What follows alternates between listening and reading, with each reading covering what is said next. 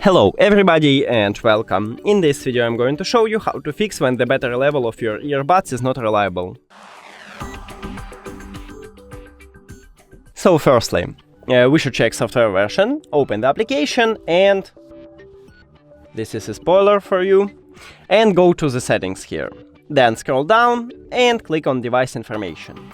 So right here it said that I have the last version, but if you haven't, just install a new one. And also what can help you is to put your earbuds to the charging case. Now close the case and wait about 15 seconds. Now the battery level of the earbuds and the charging case will update, and after 15 seconds just open the charging case and check it can fix your problem.